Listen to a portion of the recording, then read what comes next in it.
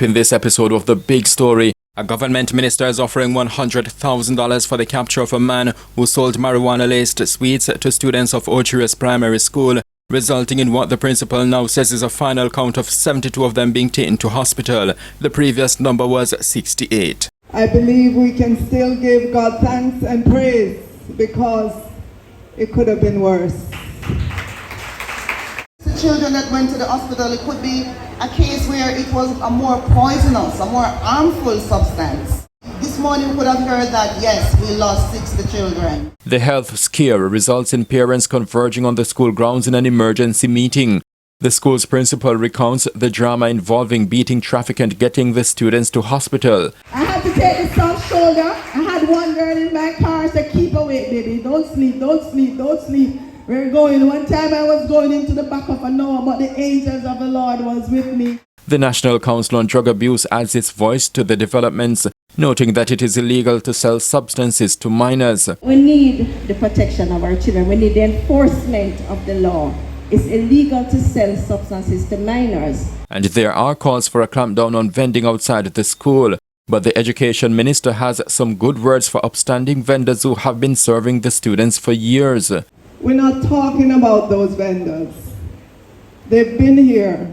They bring good products to the children. We encourage you to subscribe to our channel right now and stay with us as we go beyond the sound bites and the headlines on this, The Big Story.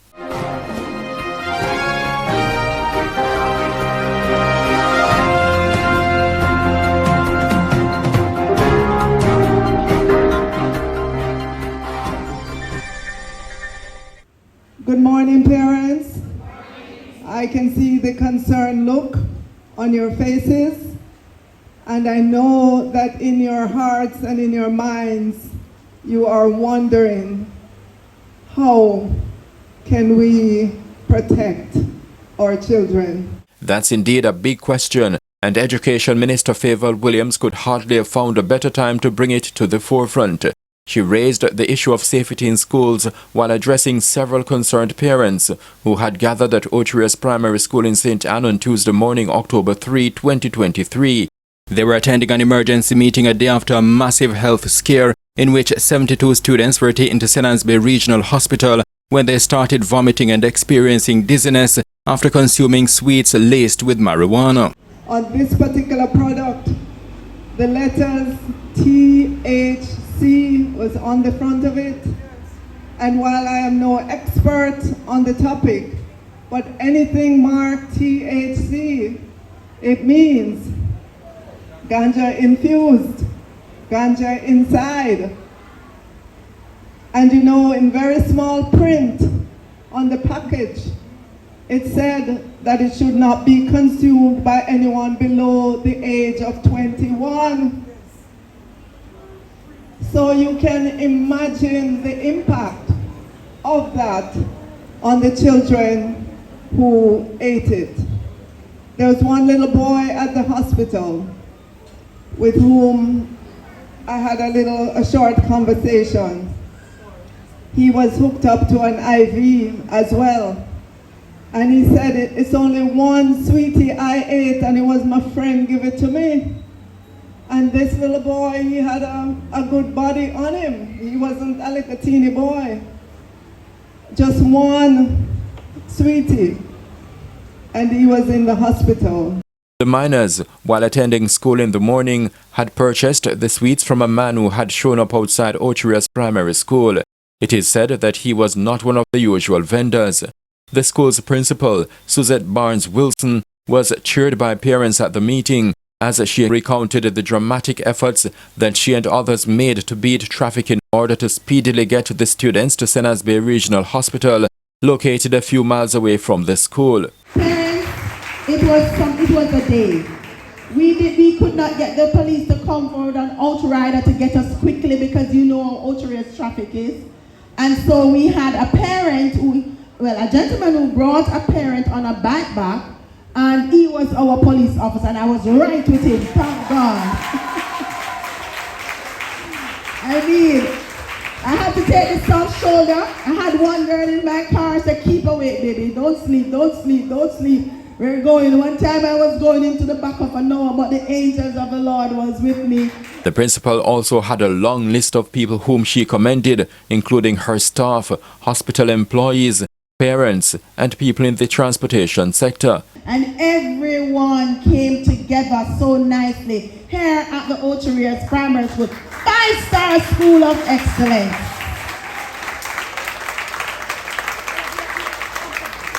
And I want to acknowledge the swift action on the part of the principals and teachers here, the doctors, and all the other medical persons.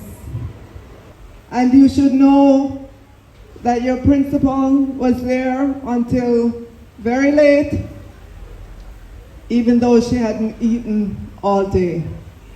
That shows concern, it shows commitment, it shows love. All of the students who ate the marijuana-laced sweets eventually were released from hospital, some after being admitted there for days. And so this morning, despite the very alarming situation that burst onto our consciousness with our children, I believe we can still give God thanks and praise because it could have been worse.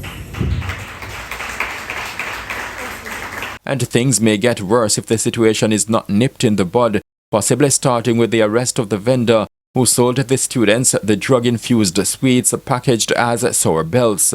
Up to news time, the police were still trying to locate the vendor. The Commissioner of Police, Major General Anthony Anderson, released the name of a man whom he said can assist in the investigation. He is Devon Holness from Mansfield Heights, Ocho Rios. And I know the Ministry of National Security, or Minister Dr. Chang, is already on it to see if we can identify that person, to find out where he bought those products, how he got them into the hands of our children. The call for the suspect to surrender has been endorsed by the Parent Teachers Association at Ocho Rios Primary. And I indeed implore that the individual that came and introduced this material, this product to our children, I honestly don't believe that this individual knew what it was that he was offering, and I do hope that he will come forward so that the proper justice and procedure will indeed be applied to the situation. Deputy Superintendent of Police in charge of Safe Schools Island-wide, Stacey and Waldron Lee, said it is not a matter of if the suspect will be caught, it is a matter of when, and she wants that when to be soon. So we are here today to give support, to ensure that our police officers investigate. We will find the perpetrator. I hope we do, and in soon order, because we can't afford for these things to be lingering, and next thing we lose all our children. Those children that went to the hospital, it could be a case where it was a more poisonous, a more harmful substance. And they could have, this morning we could have heard that, yes, we lost 60 children. To expedite the arrest of the suspect, Government Minister Matthew Samuda, who attended the meeting at Ocho Rios Primary School, pledged to provide $100,000. He said the funds would go through Crime Stop, which is known for paying people to provide pertinent information leading to arrest and charge. The Minister of Health, Dr. Christopher Tufton, also has an interest in the matter. In fact, he, along with the Education Minister, visited the students in hospital on the day they fell ill. And I know I visited with the Health Minister, Minister Tufton, who was very concerned as well about the situation, about the fact that these products came into our country because they're not made here, and they reached as far as into our primary schools to our children. The emergency meeting at the school was not only about the past or the incident that happened the day before. There were also talks about charting a better way forward as it relates to the safety of students. Some people called for a clampdown on vending in the vicinity of Ocho Rios Primary. Even if this decision wasn't made prior, to yesterday. It's going to ensure that we take a more, no, we can't be proactive because things already happened. It's reactive at this time. We have to respond, right? Because our children's safety is first, so we're going to have to either do something about our vendors, maybe we have to license our vendors. There's something, we have to do something, right? We can't just have anybody on the outside. Thank you. Just selling anything to our children, just like that. So, of course, some persons may be displaced of an income if they don't want to agree and come to the new legislature to have our vendors license and all that. But we have to do what we have to do because at the end of the day, our children comes first. And there is a bit of good news for upstanding vendors who have been serving the students well for years. The Education Minister indicated that they would not be displaced by measures aimed at curbing vending outside the institution. We have to look at how we engage with our vendors, and I know that here at this school, you've had vendors for a long time, trusted vendors. We're not talking about those vendors. They've been here. They bring good products to the children. We're talking about the pop-up vendors like the one yesterday who came knowingly because when he was told to leave the front, he found another way. And he made sure he sold the product to the children, to our innocent children. During the emergency meeting, Director at the National Council on Drug Abuse, Colette Curlew, noted that it is illegal to sell substances to minors. The vendors, we have the safety zone around the school, so the schools have a critical role to play in this. But as parents, and I'm assuming most of you are parents, please encourage your children not to buy these products, not to buy from anybody strange or new, just the persons that the schools have said these are the key persons, and for the schools to let them know who those persons are. We need the protection of our children. We need the enforcement of the law. It's illegal to sell substances to minors. But if you go to the shop corner, you're going to find that children can buy cigarettes or alcohol, vape material. They're sold there and the children can buy them. So we need the vendors as well to protect the children. So let us work collectively, collaboratively. This is something that we can't do alone as the National Council on Drug Abuse. Arresting the suspect and regulating vending outside Ochire's primary are not the only solutions being mulled. Some people highlighted the need to empower students with information, including the importance of reading labels. I liked what our regional director said about emphasizing print in the environment, encouraging our children to read everything they see. And in this case, because of the age of our children, they wouldn't understand. They don't know what THC means, other than the letters of the alphabet. And when they opened that package, they saw something familiar. It looked like gummy bear. And they just chewed on it. But we have to find a way to ensure that these things do not come into the environment. We can't take it for granted. It could have been anything else, right? This minute it's gummy bear, tomorrow it could be something else. So we as security personnel, educators, parents, friends, everyone, collectively, we have to ensure that our students, our children, especially these 12 and under, who can't make decisions for themselves and be reading labels to see that this thing is not good enough for my health. Children just gonna do what children do. They're gonna see candies, they're gonna be eating candies. That's what children do. We adults, we will be reading labels to see how much calories, to see if there's any harmful substance. Children don't do that. So it is our responsibility to ensure that our children are safe. And not just safe physically, but they're health-wise, everything. They need to be safe on a holistic point of view. Our laws says that once your children are in our care, we act in your stead. We act as their parents, and we take that seriously.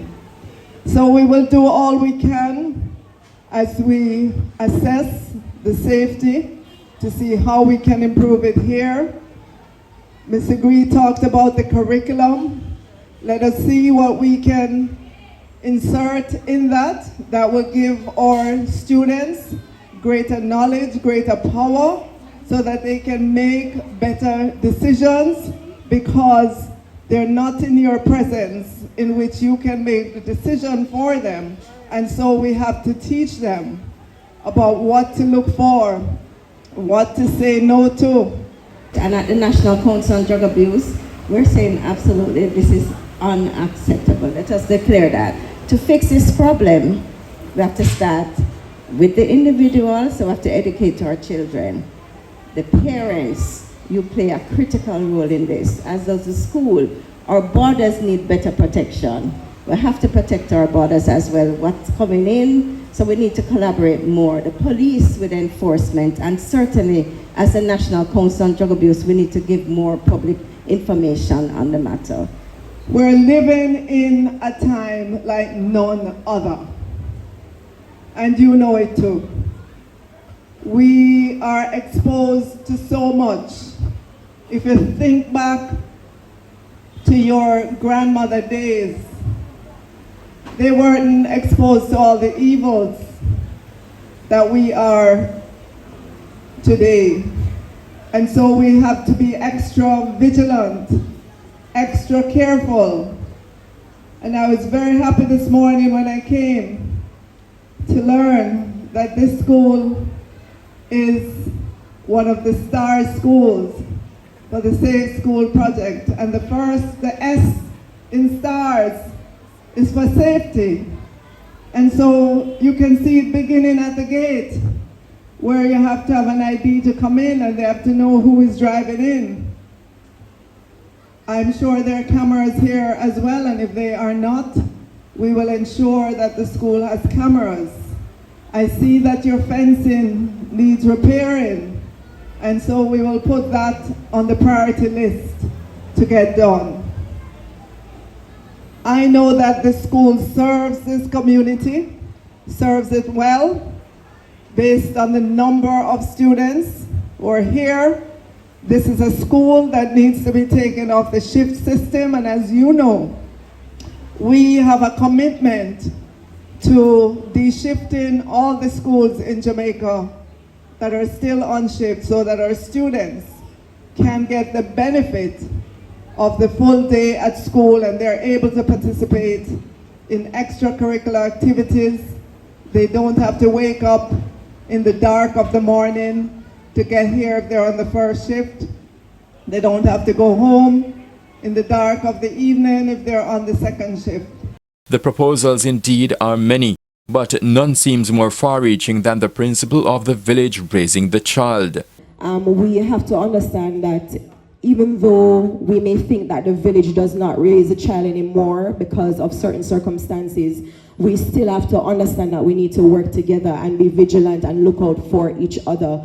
The truth is that our children are so vulnerable to these things, and it is important for us to be educated and understand what is out there so that we can sensitize them and so that they can remain wise and even wiser for those who didn't partake. We have to remember that if we are lacking knowledge, then we will perish indeed. And so we're grateful this morning that we all can come. At this time, it's a very sad time to hear how many of our students were affected.